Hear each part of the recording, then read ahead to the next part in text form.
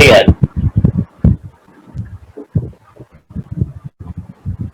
आपको बताना है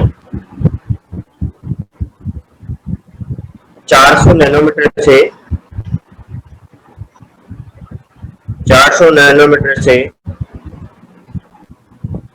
680 नैनोमीटर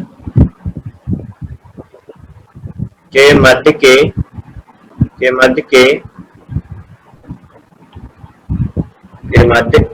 वे तरंग दैर्ध्य ज्ञात करो। वे तरंग दैर्ध्य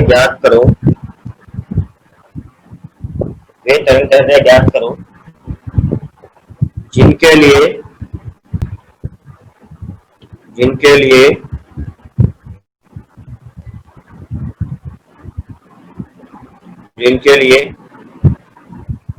केंद्रीय उच्चिष्ट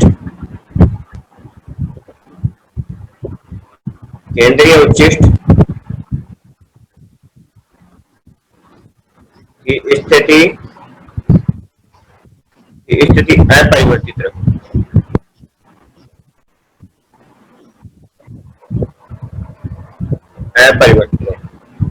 बताइए।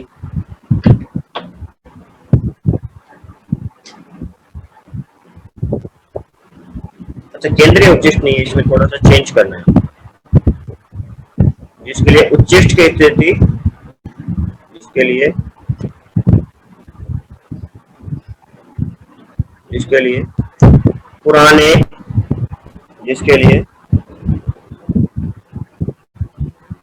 पुराने केंद्रीय उच्चिष्ट पर, थोड़ा चेंज कीजिए, पुराने केंद्रीय उच्चिष्ट पर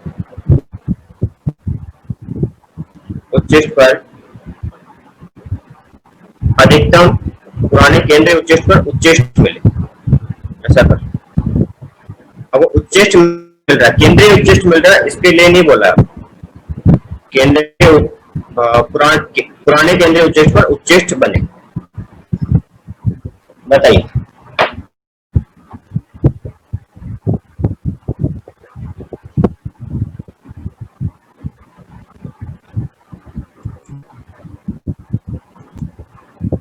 अच्छा, म्यू1 और म्यू2 नहीं दिया आपको, म्यू1 म्यू2 भी नोट कर लो। म्यू1 जो है वो है 1.52 और जो म्यू2 है वो आपको दिया हुआ है 1.4। अब बताइए।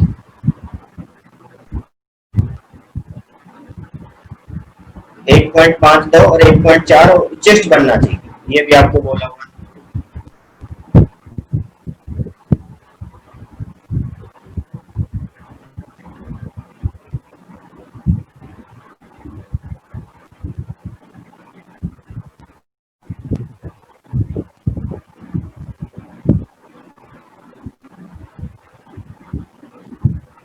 देखिए क्या करना है, स्लैब्स के कारण जो आएगा पथांतर, उसको ज्ञात करें पहले। पट्टियों के कारण पथांतर,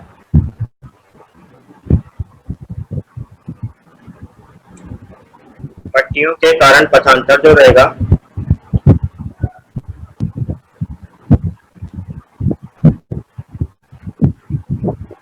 पथांतर, तो मैं उसको बोल देता हूँ। पहली पट्टी कारण कितना रहेगा, म्यू1 माइनस 1 इंटू टी, और इसको माइनस करना पड़ेगा दूसरी पट्टी म्यू2 माइनस 1 इंटू, याद करो म्यू2 माइनस 1 इंटू टी2, म्यू2 माइनस 1 इंटू टी2 टी1। अभी हमने क्वेश्चन पहले ये बनाया था कि डी वाई बाई डी, ये तो पथांतर था, वो किसके इक्वल, ये बना था म्यू1 माइनस 1 इंटू टी1 माइनस म्यू2 माइनस 1 इंटू टी2, इसके इक्वल रहेगा। देखो इसको याद कर लेते हैं, ये डेल्टा एक्स जो है, ये डेल्टा एक्स बना म्यू1 कितना है 1.52 माइनस इंटू टी1 कितना दिया 10.4 into 10 raise to power minus 6 plus minus sign है। म्यू2 कितना है अपने पास में 1.4 माइनस 1 इंटू 10 की घात ये कितना दिया हुआ है 10.4 into 10 raise to power minus 6। ठीक है, तो ये बना अपना, इसमें थोड़ा और सॉल्व कर लेते तो अच्छा होगा, इतना सब करने की, माइनस करने की जरूरत नहीं पड़ेगी, इसमें सॉल्व कर लेते हैं। देखो इसको सॉल्व कर लेता हूं मैं। μ1 t1 minus t1, μ1 t1 minus t1 और t2 दोनों बराबर ही है तो t हो गया, माइनस μ2 इंटू t1 बराबर t2 बराबर t है अपने पास, ठीक है। μ2 इंटू t माइनस ये अपने पास में माइनस माइनस प्लस होगा, क्योंकि ये है कि t1 बराबर t2 बराबर t बोल दिया मैंने, जो यहाँ पर बराबर t है, ये वाली टर्म में सीधी कैंसिल होगी, ठीक है। तो अब उतना अपने को माइनस वगैरह नहीं करना पड़ेगा, एक बार में ही काम हो जाएगा। तो ये कितना दिया था 1.5, तो ये अपने को 1.4 और ये अपने को 10.4 गुना 10 की घात -6, तो 0.12 इंटू 10.4 इंटू 10⁻⁻⁶ मीटर, इतना डेल्टा एक्स आ गया। अब उच्चेष्ट चाहिए आप, उच्चेष्ट कब आएगा जब पथांतर कितना हो, बोलो पथांतर कितना होना चाहिए उच्चेष्ट के लिए? 0 0, एक तो चाहिए 0, उसके बाद में एक ही बार के लिए उच्चेष्ट बनता है, और भी तो बहुत सारी वैल्यू होती है पथांतर की, बताइए। 0 पर तो बनेगा, उसके अलावा किस पर बनेगा फिर उच्चेष्ट? लैम्बडा पर, 2 लैम्बडा पर, 3 लैम्बडा पर भी तो बनेगा।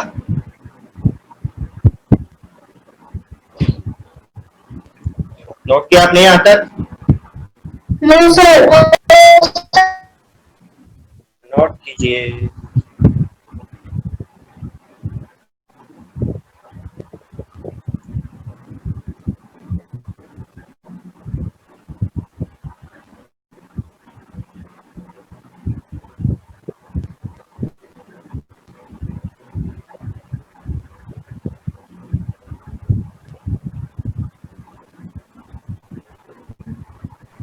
करिए सर। चलिए तो देखिए, एक मिनट रुक जाओ।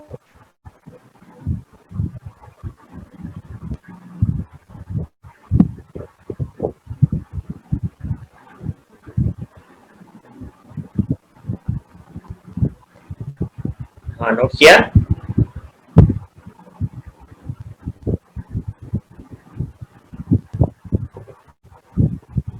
Okay sir. देखो इसमें है अपने पास में उच्चेष्ट बनने के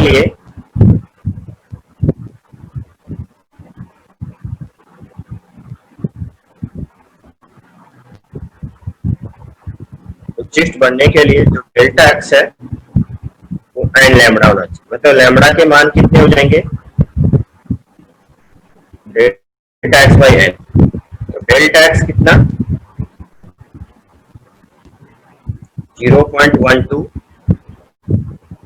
इंटू 10.4 इंटू 10⁻⁻⁶ और डिवाइडेड बाई n। अब देखो n की वैल्यू पुट करते रहो। अब लैम्बडा का मान जब तक कि अपने पास 400 से 600 नैनोमीटर के बीच में आएगा तब तक तो ठीक है, नहीं तो सही नहीं है। इसको जब हम कैलकुलेट करते हैं ना, एक बार नैनोमीटर में बना लेते हैं, तो इसको जब कैलकुलेट करते हैं तो ये वैल्यू बनती है 1248 नैनोमीटर। इसको आप देखिए कैलकुलेट करोगे और फिर जब आप इसको 10 की घात -9 में कन्वर्ट कर देते हो इतना बनता है, और डिवाइडेड बाई n बना के देख सकते हो आप। 10.04 मल्टीप्लाइड बाई 0.12 और उसको फिर 10 की घात -9 में कन्वर्ट कर दिया, तो n की वैल्यू जैसे मैं 1 पुट करता हूँ तो बन रहा है, कोई दिक्कत नहीं है। n बराबर 1 पर कितना आ रहा है? लैम्बडा आ रहा है 1248 नैनोमीटर। ये नहीं चलेगा, अपने को किसके बीच का चाहिए? 400 से 680 के बीच का चाहिए, तो ये नहीं चलेगा। n बराबर 2 के लिए देखें तो लैम्बडा कितना होगा?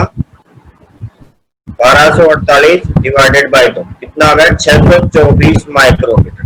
तो 680 से 400 के बीच का ये चलेगा। n बराबर 3 के लिए लैम्बडा कितना हो जाएगा? 1248 डिवाइडेड बाई 2, ये कितना है? 316 माइक्रो नैनोमीटर है, नैनोमीटर नैनोमीटर नैनोमीटर, ये भी नहीं चलेगा। अपने को 400 से आगे का थी, 400 से 680 के बीच में, तो ये भी नहीं चलेगा। तो एक ही आई, कौन सी आई अपने पास में? n बराबर 2, मतलब अपने को टर्म क्या ज्ञात करना था? अपना आंसर क्या रहा? आंसर रहेगा, अच्छा ये तो अलाउ ही नहीं है ना, ये अभी अलाउ नहीं है, तो आंसर अपना रहा 624 micro micro nanometer, 624 nanometer answer रहेगा, 624 नैनोमीटर। ये हम टर्म कर रहे हैं जिसके लिए क्या बनेगा? केंद्रीय उच्चिष्ट पर उच्चिष्ट बनेगा। ये क्लियर है कि पहले और तीसरे को हमने क्यों कैंसिल कर, आगे वाले तो फिर कैंसिल ही होंगे, इससे भी कम वैल्यू आएगी। अपने को किसमें चाहिए? अपने को आंसर पहले से बोला है कि 400 से 680 के बीच का चाहिए, तो एक ही आया अपने पास में 624।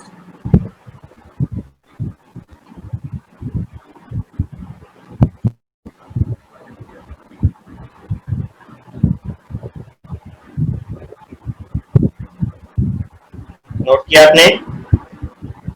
Yes sir.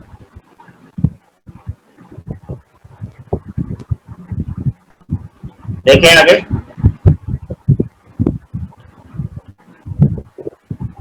अगला अपने पास आता है interference due to the slab. ठीक है, अब उसमें आता है अपने पास में डिवीजन ऑफ एम्पलीट्यूड। ठीक है, आयाम के विभाजन से उसमें बेसिकली यूज करते हैं जो रिफ्रैक्शन से। नोट किया आपने यहाँ तक? आगे चलते हैं, तो आयाम के विभाजन, तो ऐसा कीजिए, पतली पट्टी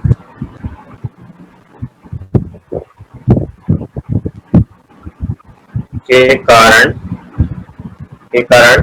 अब व्यतिकरण के कारण व्यतिकरण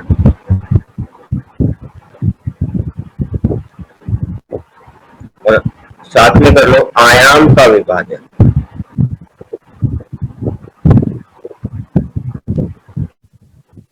आयाम का विभाजन, तो इसमें थोड़ा सा बेसिक देख लेते हैं।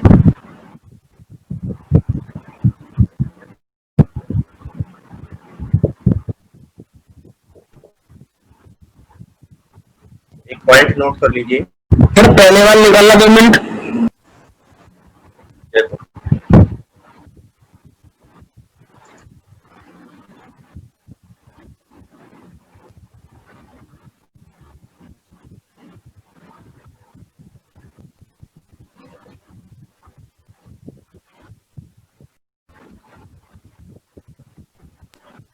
होगा सर?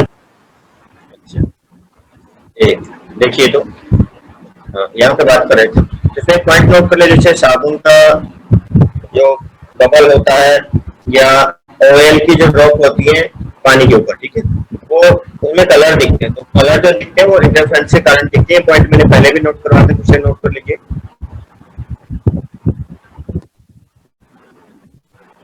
साबुन के बुलबुले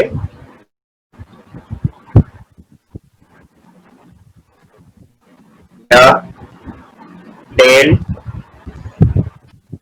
या तेल की बूंद में रंगों का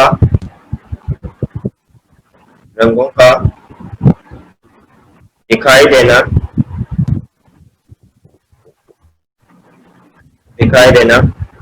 व्यतिकरण के कारण प्रकाश का व्यतिकरण है। प्रकाश का व्यतिकरण, प्रकाश का व्यतिकरण। अब देखो, इसमें आपका आता है 11th क्लास में वेव का एक पार्ट, कि जब भी तरंग जो है विरल माध्यम से सघन माध्यम में जाती है तो क्या होता है, उसमें पाई का एक कलांतर आ जाता है। तो देखो एक पॉइंट नोट करें, जब तरंग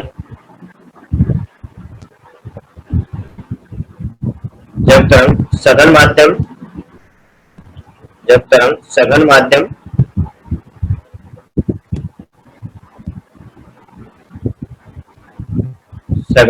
से परावर्तित होती है तो पाई का कलांतर आ जाता है, पाई का कलांतर आ जाता है। डायग्राम बना देता हूँ इसका। ये तो आपके पास में जाने वाली थी, और फिर यहां से जो रिफ्लेक्ट होके आ रही है, परावर्तित होके आ रही है, वो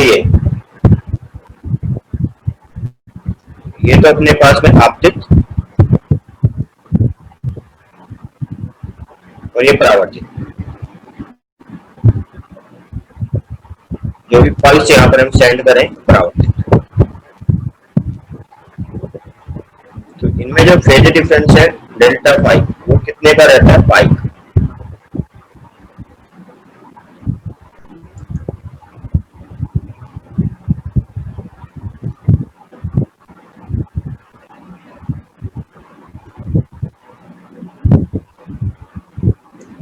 इस बात को नोट करें।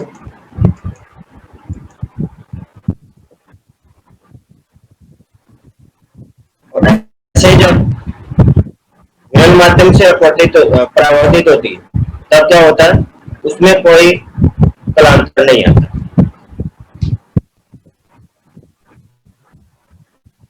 आगे नोट करूं मैं।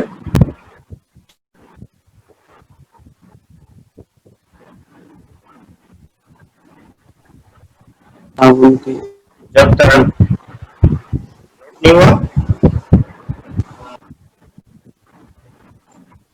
देखो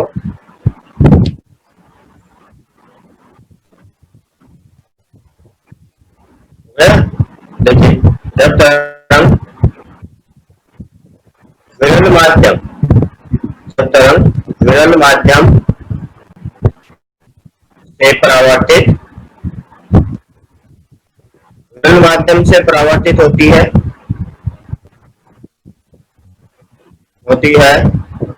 तो कोई कलांतर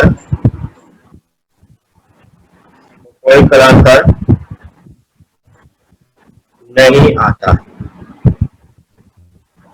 मतलब ऐसे गई थी,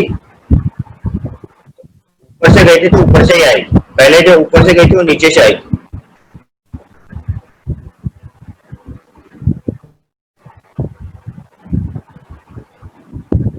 ये आपतित थी और ये अपनी परावर्तित। इसमें जो डेल्टा फाई है वो 0 होता है। एक और पॉइंट नोट कर लो, जब यहाँ पर आंशिक आपतन और परावर्तन हो रहा है, ठीक है, तो इस केस में परावर्तित में तो अपने पास आ रहा है कि परावर्तन में तो अपने को देखना पड़ेगा कि सघन से हो रहा है कि विरल से। सघन माध्यम से हो रहा है तो कितने का? पाई का कलांतर आ जाएगा। और अगर विरल माध्यम से हो रहा होगा तो कोई नहीं आएगा। लेकिन जो अपवर्तित होगी, मतलब जो ऐसे जैसे स्लैब पर आपतित हो रही है, स्लैब पर आपतित हुई तो इस इधर निकल गई। अब अगर इसका अपवर्तनांक जो स्लैब का बाहर जो वाई है उससे ज्यादा है, तब इसमें पाई का आ जाएगा। लेकिन एक अपवर्तित होकर भी तो जाएगी यहाँ पर, उसमें कोई किसी टाइप का कोई पथांतर या कलांतर नहीं आता। तो एक और पॉइंट नोट कर लो, आंशिक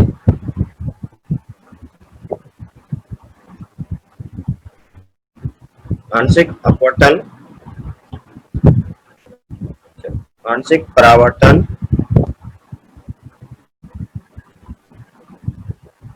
अपवर्तन की स्थिति में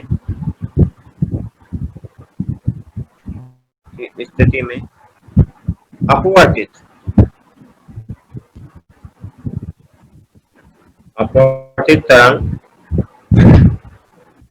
तरंग में कोई पथांतर नहीं आता। नोट कर लीजिए। अब इसका जो भी मैथमेटिकल पार्ट होगा वो मैं आपको या भी बता, इसका डेरिवेशन होता है तो डेरिवेशन तो मैं नहीं करवा रहा आपको, जो फॉर्मूला बनेंगे मैं वो बता रहा हूँ।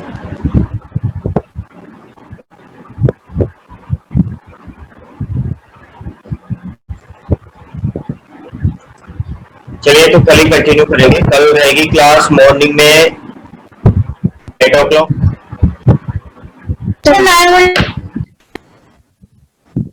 क्या नोट ये टेस्ट है? हाँ सर। टेस्ट है तो चलो तो शाम के टाइम है, शाम के टाइम रख लेंगे। तो ओके सर। नोट किया? तो चलो आज क्लास एंड करता हूँ यहीं पर।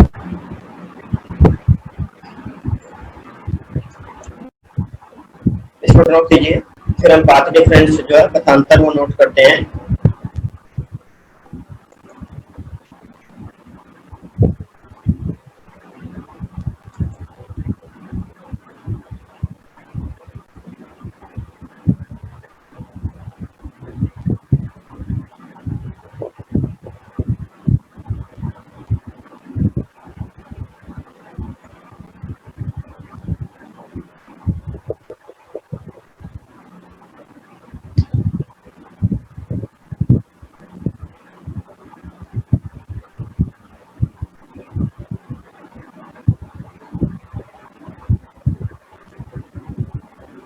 नोट किया आपने?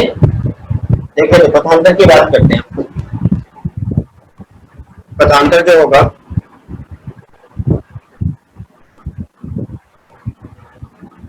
वो होगा S2P, इसमें से माइनस क्या करना है? अब ऑप्टिकल पाथ लेना होता है कि ये जो डिस्टेंस S1P है लेकिन उसमें से T कम है, तो हमने T कम किया कि S1P माइनस T, और फिर उसमें क्या ऐड कर देंगे? जो ऑप्टिकल पाथ होगा म्यू T। एक्चुअली में इसका मतलब क्या है कि ये जो किरण कितनी पीछे रह गई है बेसिकली, कि पहले जो S2P S1P चल, जब S1P नहीं चलेगी, जब तक ये किरण यहाँ पर पहुंचती है ये इससे भी पीछे रह जाएगी कुछ, क्योंकि इसमें स्लो चलती है। इसलिए क्या किया आपने? T और उसमें से फिर आपने उसमें म्यू T ऐड कर दिया, ये म्यू T आपने ऐड किया। तो देखो कितना रहा फिर यहाँ पर S2P minus S1P minus S1P, और साथ में रहा अपने पास में T प्लस म्यू T। अच्छा ये मैं क्या कर रहा था इसमें, T minus mu T, T तो प्लस का हो गया, ये क्वांटिटी जो कल हमने कैलकुलेट की थी T minus mu T, T minus mu T। तो देखिए इसको मैं ऐसा बोल सकता हूँ S2P minus S1P minus T को कॉमन ले लेता हूँ और म्यू माइनस, मैंने माइनस ले लिया तो जो है क्वांटिटी अपने पास में mu T and minus T, तो कितना रहा? फिर T को कॉमन लिया म्यू माइनस 1। अब S2P माइनस S1P इसकी वैल्यू हमें पता थी, ये था जब अपने पास में D जो है कैपिटल D स्मॉल d से बड़ा है और तरंगदैर्घ्य है वो भी D से काफी छोटा है, तब ये जो S2P माइनस S1P इसको D sin थीटा बोला था, फिर हमने sin थीटा को tan थीटा के बराबर, और ये बन गया था dy by d।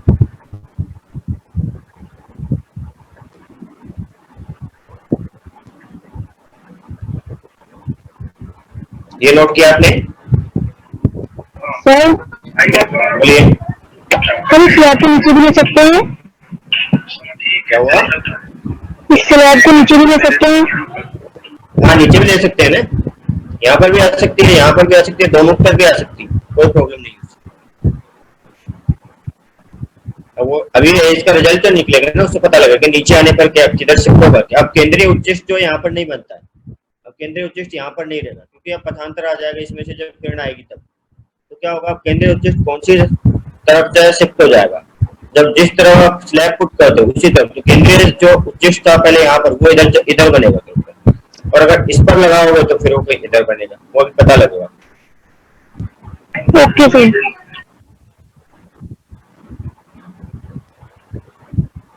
ये जैसे y नोट करें आगे देखें, तो ये S2P माइनस S1P जो है, S2P माइनस S1P वो अपने पास था D sin थीटा बराबर, बिना स्लैब को जो हमने अभी तक पढ़ा है वो, और वो बराबर होता है अपने पास में D into y by D के इक्वल।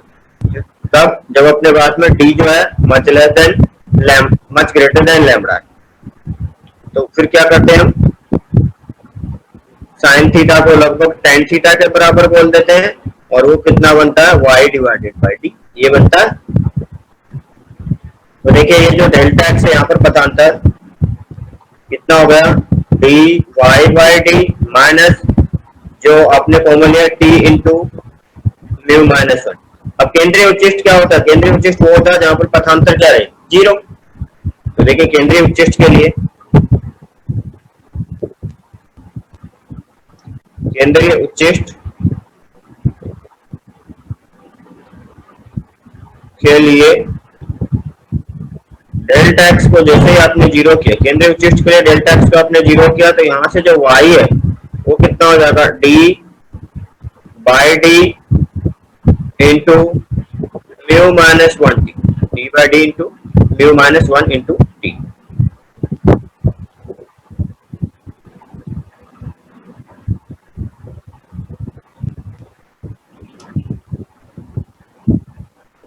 तो इतना दूरी पर बनाया वो।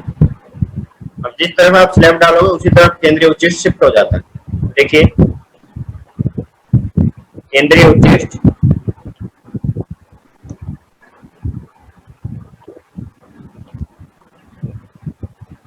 किसी भी स्लिट के सामने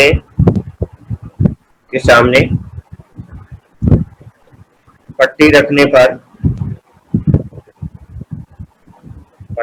पर केंद्रीय उच्चिष्ट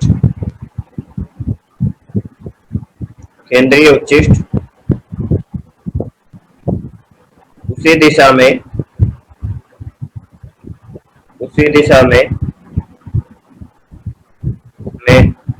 y बराबर d by D into mu minus one into T से विस्थापित हो जाता है, क्योंकि y जो अपना पॉजिटिव आया है इसका मतलब ऊपर की तरफ शिफ्ट हो गया हो, तो जिधर आपने माना था उधर ही शिफ्ट हुआ है, इसका मतलब विस्थापित हो जाता है।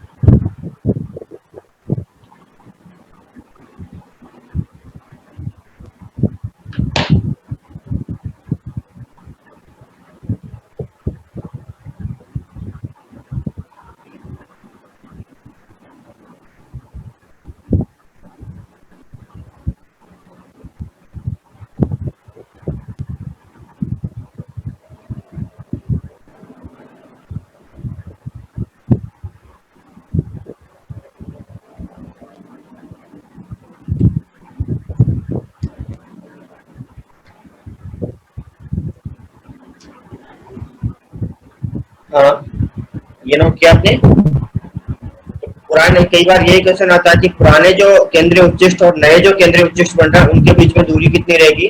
तो इतनी दूरी रहेगी, D by D into mu minus one into T, D by D into mu minus one into T. अब इसमें आपसे बोला जाए कि कितनी फ्रिंज शिफ्ट हो गई, तो कितनी फ्रिंज शिफ्ट हो गई वो कैसे कैलकुलेट करेंगे? इस y के अंदर कितनी फ्रिंज रहेंगी वो रहेगा, तो इसमें फ्रिंज वर्ड चेंज नहीं होती। पहली बात तो ये नोट कर लेते हैं, पट्टी रखने पर फ्रिंज विड्थ, फ्रिंज की चौड़ाई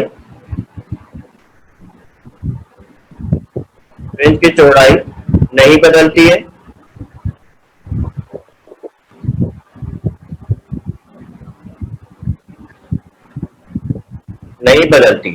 इसका मतलब रहा कि जो बीटा जो था वो डी लैम्बडा बाई डी। अब फ्रिंज की चौड़ाई क्यों नहीं बदली? क्योंकि तरंग दैर्घ्य बस पट्टी के अंदर बदली होगी, उसके बाद में जो तरंग दैर्घ्य वैसी है जब पर्दे पर मिल रही है तब तो तरंग दैर्घ्य पे कोई फर्क नहीं पड़ रहा। एक हमने क्वेश्चन किया था कि कंप्लीट जो एपरेटस था उसी को हमने पानी में डुबो दिया था, तब फ्रिंज विड्थ कम हो गई थी, तब आपने बोला था बीटा बाई म्यू, क्योंकि उसमें जो यहाँ पर तरंग दैर्घ्य जो यहाँ पर व्यतिकरण शो कर रही थी, यहाँ पर व्यतिकरण शो कर रही थी, उनका तरंग दैर्घ्य बदल गया था। लेकिन इस बार क्या है, तरंग दैर्घ्य बदला सिर्फ पट्टी के अंदर, पट्टी से बाहर निकलने पर फिर से ओरिजिनल पे आ जाएगा, तो पर्दे पर जो व्यतिकरण करेंगे उनका तरंग दैर्घ्य में कोई फर्क नहीं पड़ रहा, इसलिए जो आपकी फ्रिंज की चौड़ाई है वो जैसी थी वैसी रहे। बोलिए रेडमी 7 क्या डाउट है?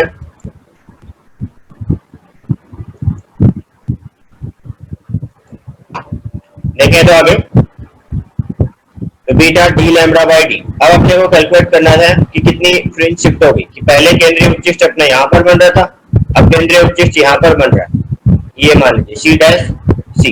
तो इस दूरी के अंदर कितनी फ्रिंज होगी, इसके अंदर कितनी फ्रिंज होगी वो बतानी है।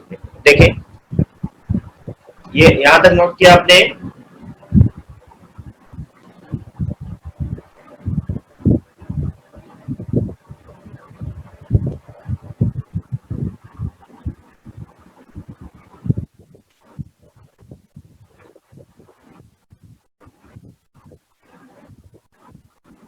नोट किया? यस सर हो गया। देखिए आगे मैं चल रहा हूँ। तो यहाँ पर हम बात करें नए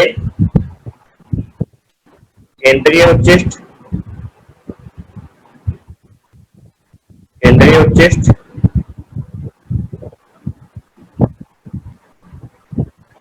उच्चिष्ट व पुराने केंद्रीय उच्चिष्ट, पुराने केंद्रीय उच्चिष्ट के मध्य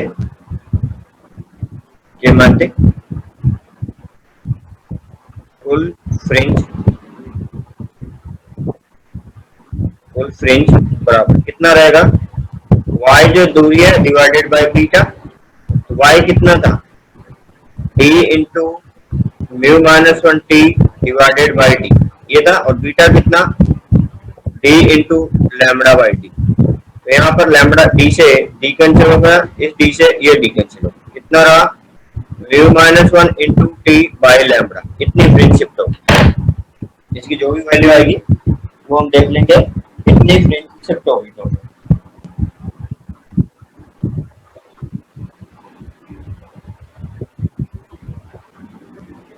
अब देखते हैं कि अगर दोनों के सामने रख दें तो पट्टी तब क्या होगा।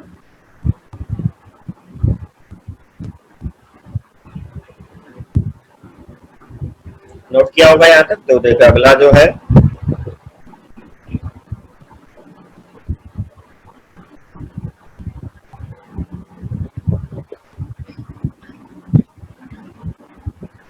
ये है, और आपने क्या किया इस बार दोनों के सामने पट्टी रख दी कि एक पट्टी यहाँ पे रख दी है और एक पट्टी आपने यहाँ पे रख दी। अलग अलग ले लेते हैं थिकनेस भी कि चलो इसके लिए अपने पास में ये पहले तो S1 और S2 ले लेते हैं, S1 और S2। तो इसके लिए है μ1 एंड T1, इसके लिए है μ2 and T2, μ1 and T1, μ2 and T2।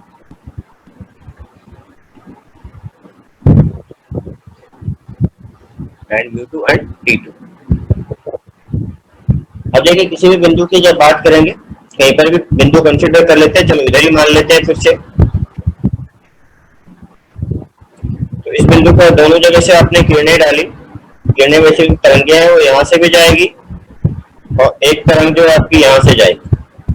अब ये फिर से क्या करेंगे, व्यतिकरण करेंगे और हमें देखना है कि पथांतर वगैरह कितना रहेगा। ये दूरी जो है वो अपने पास में y, बताइए पथांतर ज्ञात करो, जैसे पिछला कैलकुलेट किया उसी तरह की इसमें ज्ञात करो।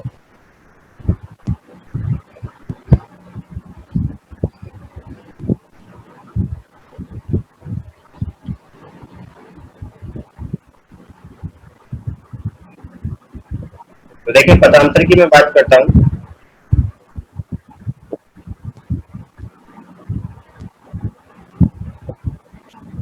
पथांतर वो कितना रहेगा S2p, लेकिन S2p पूरा नहीं है, वो भी किसमें स्लैब में से जा रहा है, S2p minus T2 minus μ2 plus μ2 into T2 minus S1p minus ये कितना है T1 एंड प्लस μ1 T1। कितना पथांतर आ गया, जो भी है डेल्टा x। तो इसको सॉल्व कर लेता हूं मैं थोड़ा। ये कितना रहेगा S2p माइनस, यहाँ पर मैंने T2 को कॉमन ले लिया, μ2 माइनस 1 माइनस S1p एंड यहाँ से रहेगा ये μ1 जो है वो नेगेटिव पर आ जाएगा और T, तो मैं यहाँ पर प्लस में रख लेता हूँ उसको, या T1 को कॉमन ले लेता हूँ मैं। चलो T1 को कॉमन ले लेता हूँ, T1 को कॉमन लेता हूँ तो म्यू1 -1, माइनस माइनस प्लस हो जाएगा, ठीक है। तो इसमें से देखो इनको दोनों को एक साथ कर लेता हूँ। ये अभी तक हमें पता है कि S2P minus S1 dy by D, note करो इतना।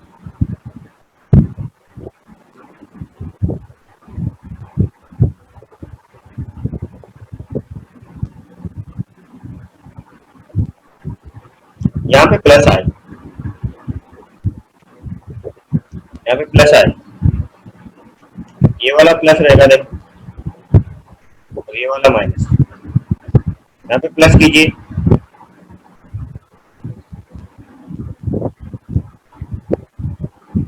नोट किया आपने? No sir. कीजिए।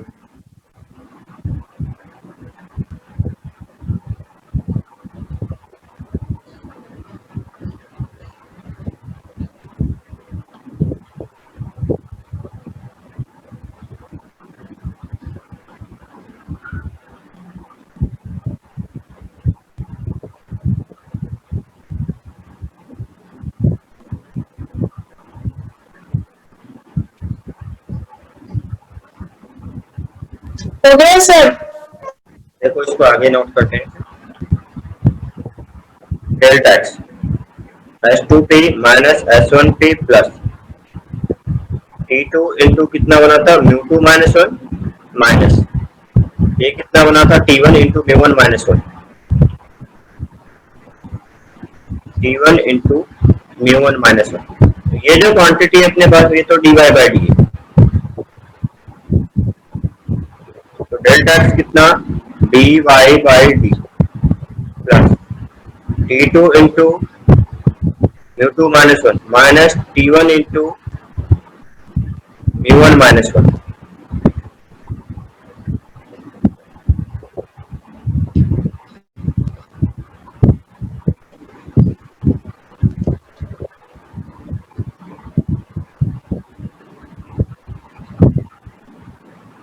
अब फिर से अगर आपको केंद्रीय उच्चिष्ट के लिए देखना है तो क्या करेंगे, डेल्टा एक्स 0 होना चाहिए। तो केंद्रीय उच्चिष्ट के लिए, केंद्रीय उच्चिष्ट का मतलब कि जिनके बीच में पथांतर नहीं रहे, केंद्रीय उच्चिष्ट के लिए डेल्टा एक्स 0 होना चाहिए। तो डेल्टा एक्स को आपने कर दिया 0, इसका मतलब dy by D plus T2 into म्यू2 -1 माइनस T1 इंटू म्यू1 -1 इक्वल्स टू 0। तब यहाँ से देखो dy बाई डी कितना रहेगा, म्यू1 -1 इंटू T1 माइनस म्यू2 -1 इंटू T2, इतना हो जाकर y ज्ञात करना है मुझे। ये जो y है ये कितना रहेगा, dy बाई डी इंटू म्यू1 -1 T1 माइनस म्यू2 -1 इंटू T।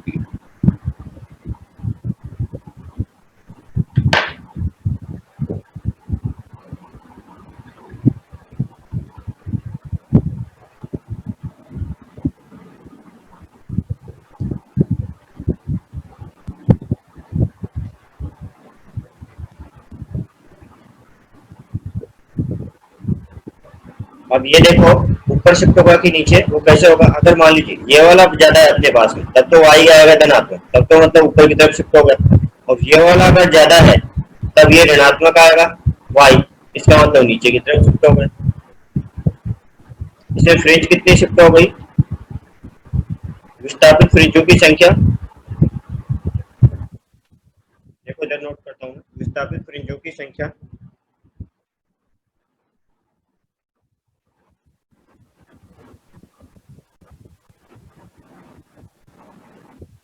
फ्रिंजों की संख्या n वो रहेगा y डिवाइडेड बाई बीटा। तो y कितना रहेगा, d divided by D into म्यू1 -1 इंटू T1 माइनस म्यू2 -1 इंटू T2, और डिवाइडेड बाई बीटा कितना है, d लैम्बडा बाई डी। तो ये तो बाकी तो सब कैंसिल हुआ, कितना होगा देखते हैं। म्यू1 -1 इंटू T1 माइनस म्यू2 -1 into T divided by lambda.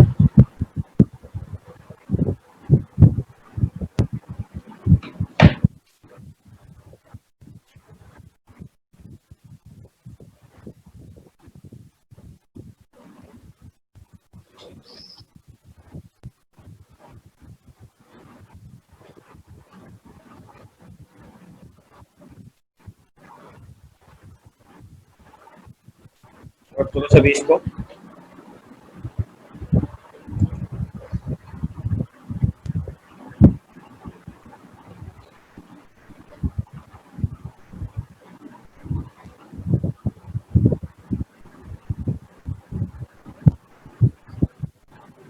Note किया सभी ने? चले।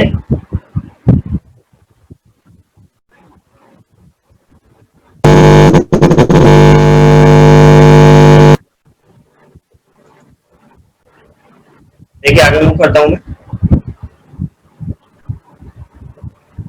तो क्वेश्चन अब अपने पास में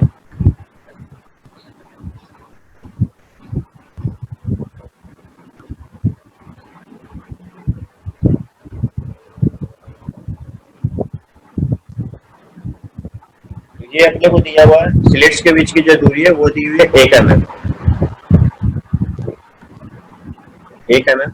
यहाँ पर एक स्लैब पुट कर दी गई है जिसके लिए म्यू एंड टी है और ये पर्दा है। ये जो दूरी है ये डी है, इधर दिया है, बाकी सब कुछ डी है, वो 2 मीटर है। प्रकाश जो यूज किया जा रहा है उसकी तरंगदैर्घ्य 5000 एंगस्ट्रॉम है। उसके तरंगदैर्घ्य जो म्यू है वो आपको 1.5 दिया हुआ है और थिकनेस टी जो है वो आपको 10⁻⁻⁴ मीटर। तो आपको बताना है पहला, स्लैब के कारण पथांतर ज्ञात करो। पट्टी के कारण पथांतर,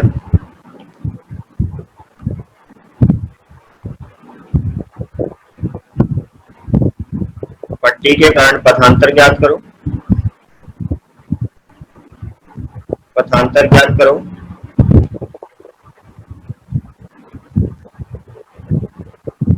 दूसरा है नए केंद्रीय उच्चिष्ट की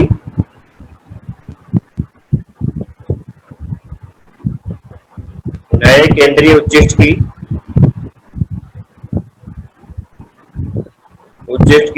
पुराने केंद्रीय उच्चिष्ट से दूरी। पुराने केंद्रीय उच्चिष्ट से दूरी, उच्चिष्ट से दूरी ज्ञात करो।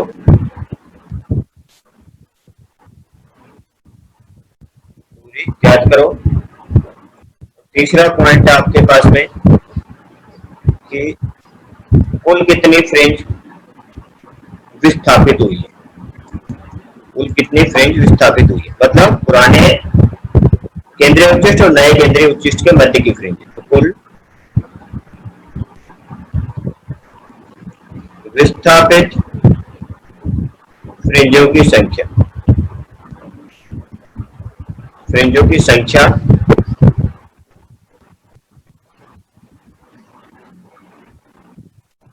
ज्ञात करो। फ्रिंजों की संख्या ज्ञात करो। बताइए।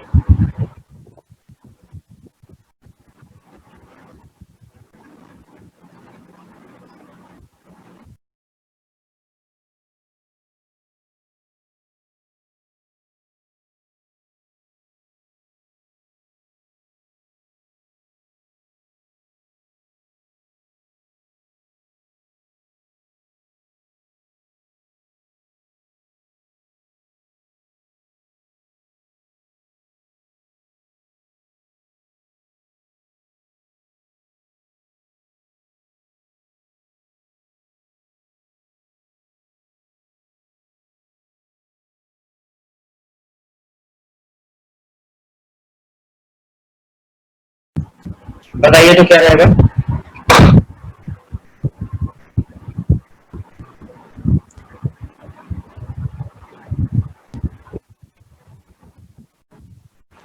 सर ये टाइम मिनट में दे रखा है ना? इसमें टाइम मिनट में। कहाँ पे दिया है टाइम?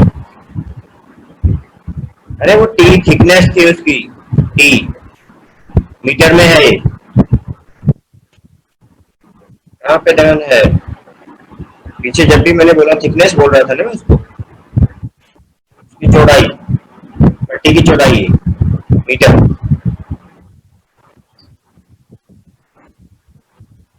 पहला बात ये बताइए, इसके कारण पथांतर कितना आएगा?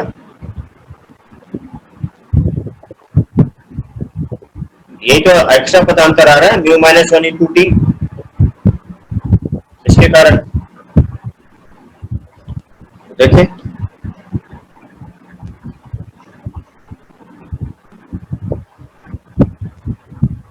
बाई की वैल्यू भी चाहिएगी ना बस आंसर में। हाँ, y की वैल्यू चाहिए कि विस्थापित फ्रिंज को ज्ञात करने के लिए। सर बाई की वैल्यू 10 आई। y की वैल्यू 10 आ रही है। 10 किसमें? मीटर सेंटीमीटर क्या?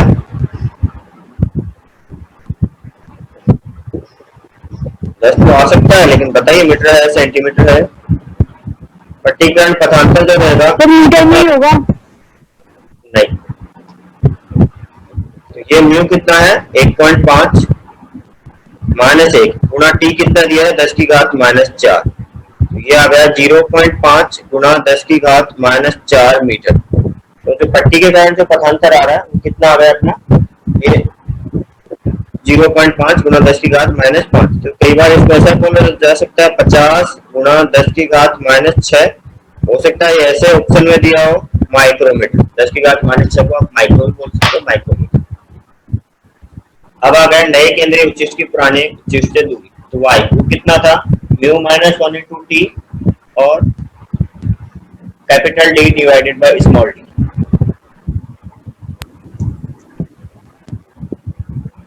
नोट करूंगा आगे, ये नोट किया आपने?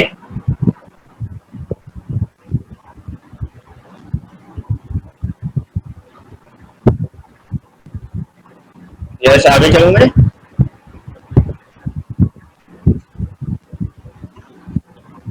तो y जो है सेकंड, देखो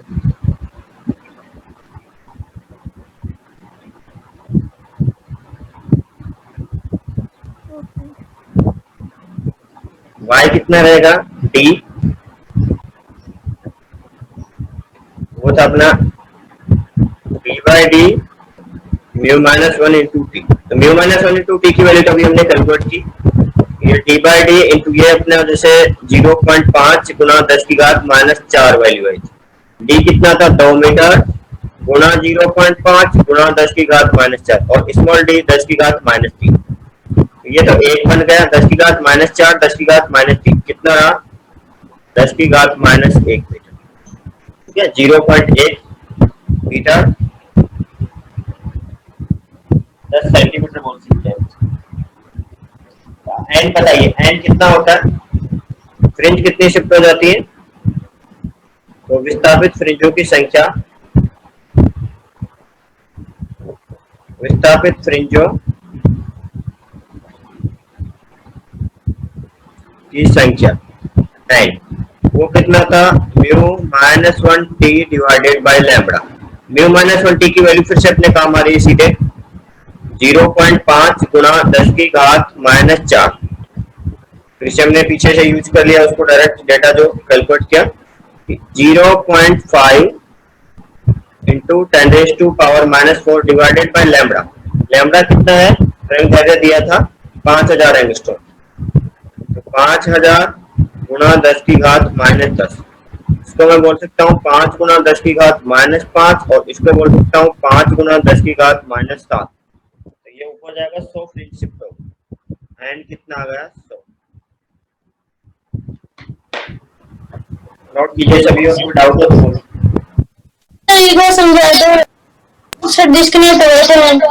हाँ, देखिए यहाँ तक ये नोट किया आपने? कहाँ तक नोट किया है? सर नोट नहीं किया स्टार्टिंग से ही। एक बार बाकी लोग नोट कर लीजिए इसको, फिर जाता हूँ पीछे वाले पेज पर। नोट हो गया? पीछे वाले पेज पर आता हूँ। देखो पट्टी के कारण जो पदांतर रहेगा वो होता है अपने पास में कि पट्टी में कितना दूरी चलेंगे म्यू इंटू टी, पट्टी में अगर टी चलते तो निर्वात में म्यू इंटू टी, इसके कारण पदांतर कितना आता है mu into T minus one. तो वो निर्वात में और इसमें पट्टी के कारण देखेंगे तो पदांतर कितना रहेगा mu minus one into T. ठीक है, ये जो हमने पीछे एग्जांपल्स में यूज किया, देखो इधर देखो, ये तो अपना ओरिजिनल जो आ रहा था वो, और ये वाला किसके कारण है, पट्टी के कारण, mu minus one into T. तो हमने यूज किया एक ही पट्टी थी तो हमने यूज कर लिया mu minus one into T.